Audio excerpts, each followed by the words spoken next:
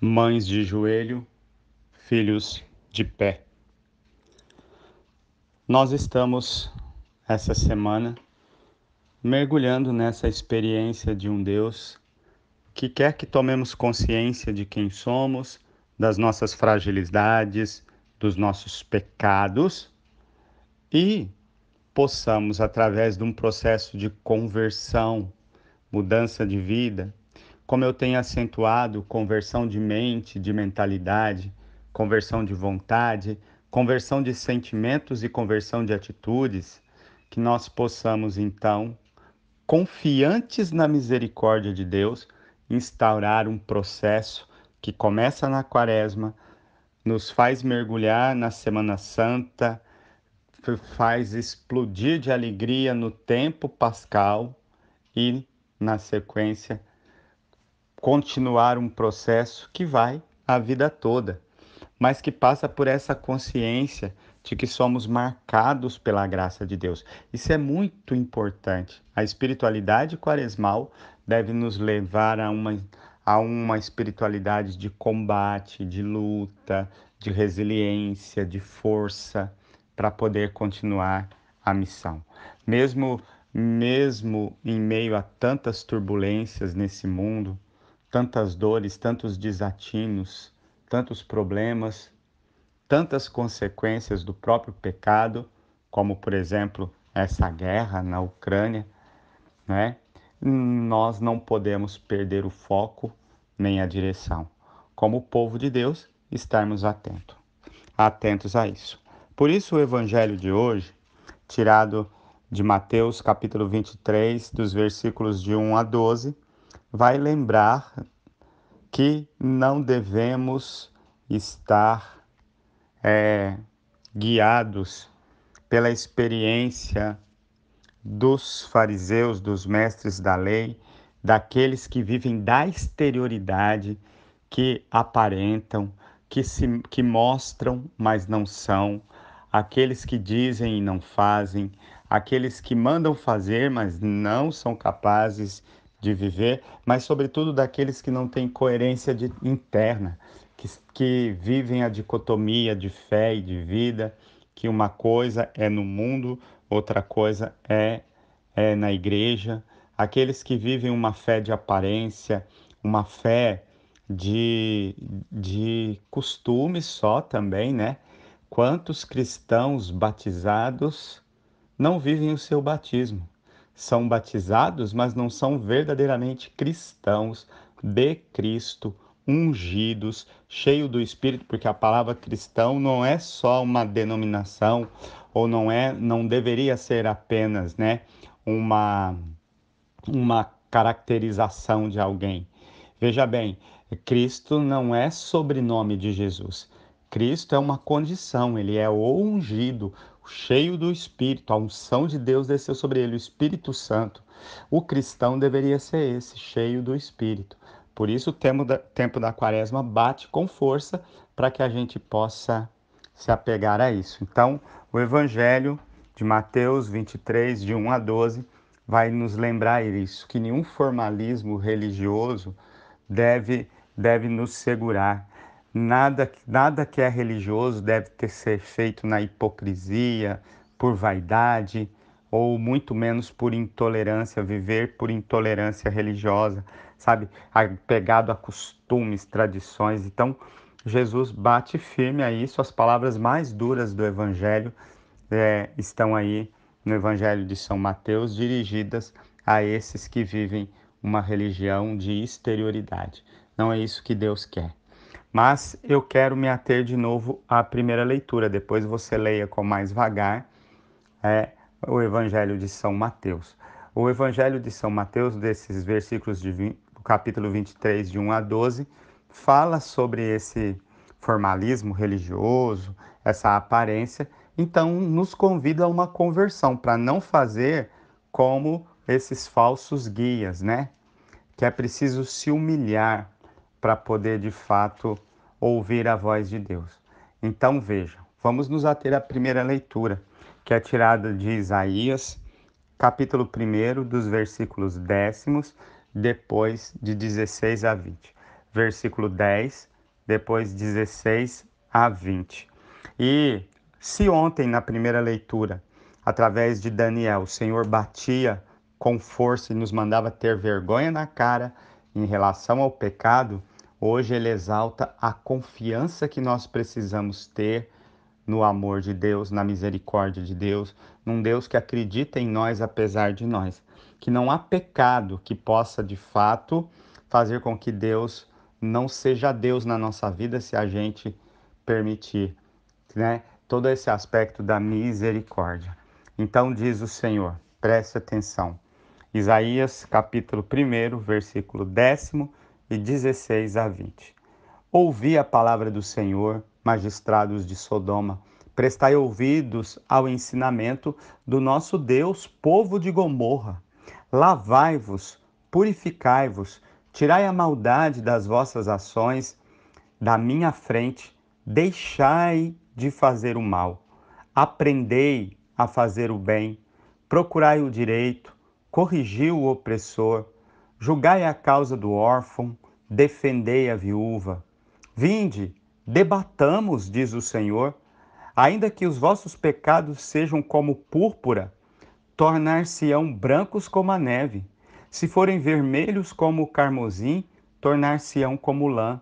Se consentirdes em obedecer, comereis as coisas boas da terra. Mas se recusardes e vos rebelardes, pela espada sereis devorados, porque a boca do Senhor falou. Palavra do Senhor. A boca do Senhor falou.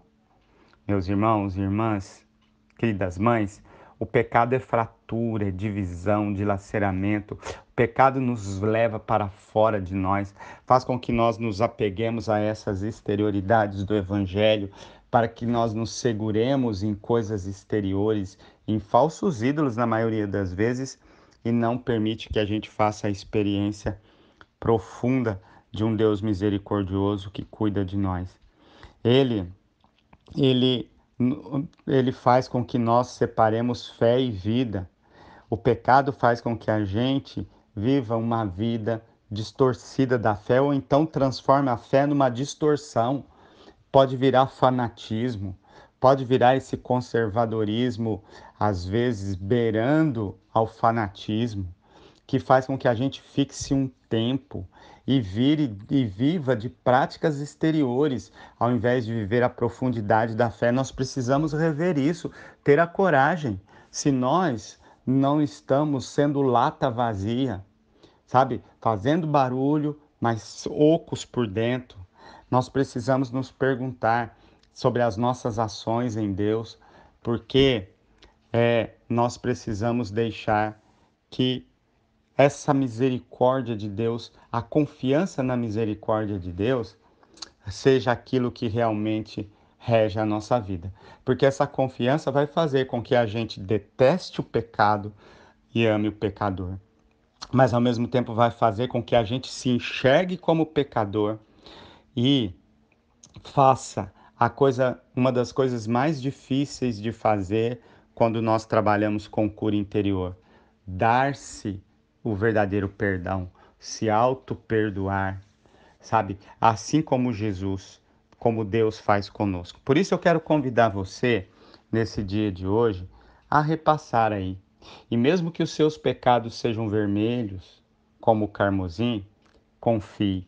Mesmo que os seus pecados sejam como púrpura, deixe que eles se tornem brancos como a neve, porque o Senhor assim o promete. Deixe que o Senhor de fato derrame a sua misericórdia. Você conhece, né, Santa Faustina? Você conhece a hora da misericórdia?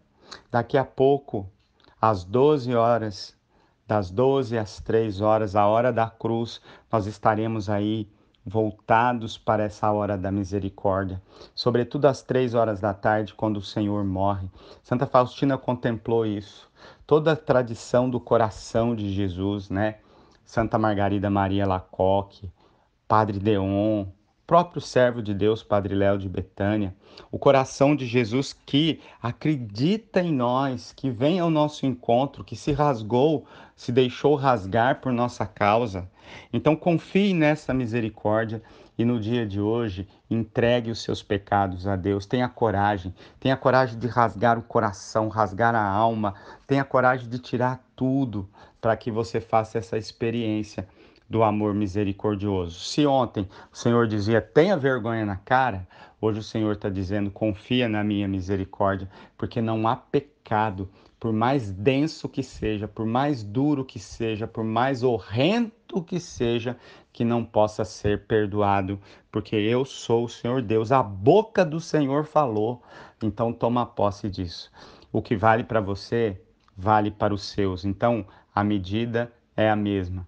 Tenha você também misericórdia para com os pecados dos outros. Deteste o pecado, mas ame o pecador, para que ele possa, através de você, receber esse amor de Deus e se converta. Quem sabe ele está esperando esse pecador público aí, se a gente pode dizer assim, está esperando que você seja instrumento de Deus na vida dele, instrumento da misericórdia de Deus na vida dele, não alguém um a mais para apontar o dedo, para jogar pedra, para mesmo tendo telhado de vidro, querer, né, crucificar. Jesus está dizendo quem não tiver pecado, então que atire a primeira pedra. Quem é que não tem? Então como que está atirando essa pedra? Quem sabe o Senhor está esperando que você seja esse instrumento. Quero terminar esse áudio me lembrando hoje de Maria Ortman. Maria Ortman é consagrada de Betânia da primeira hora, é, da comunidade de aliança, ainda do tempo do Padre Léo. Então, juntamente com a Juscelia, foram as primeiras na comunidade de aliança, e Maria perdeu um filho ontem, né? E foi enterrado hoje. E quando uma mãe perde um filho, com certeza todas as mães sentem esse aperto no coração, essa dor no coração, e que por compaixão todos nós sofremos com ela, mesmo que seja filho do coração, como no caso de Maria Ortman. Então, como mãe, nós queremos rezar por todas as mães. Maria, que como mãe, isso que eu queria dizer, entende das dores de mãe, e ela que perdeu um filho ela sabe, né, essa dor sem nome. Então, que Deus esteja com a Maria e com todas as mães que perderam filhos. Só Deus, no mistério da sua cruz, consegue dar o conforto necessário nessa hora, porque é uma dor sem nome. Então é aliado à cruz de Cristo, aliado à cruz que assumiu todas as nossas dores. Ele assumiu nossas dores, carregou nossas iniquidades, em suas chagas é que nós fomos curados. E eu concluo com a oração da missa de hoje, do ofertório da missa de hoje, que diz assim: dignai-vos, ó Deus, santificar-nos por este sacramento, que ele nos cure dos nossos vícios terrenos e nos conduza pelos bens celestes. Que ele nos cure é a palavra. Nos cure nesse tempo da quaresma dos nossos vícios, mas cure também das nossas dores. É que eu peço ao Senhor, sobretudo para Maria e todas as mães que perderam seus filhos. Eu sou o Padre Vicente, da comunidade Betânia, diretor espiritual das Mães que Oram pelos Filhos em Santa Catarina, e hoje rezo por você.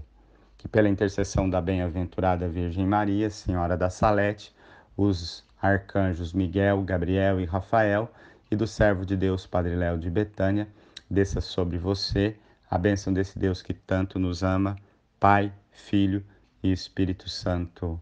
Amém. Experimente confiança na misericórdia de Deus, se volte para Ele, e até amanhã, se Deus quiser.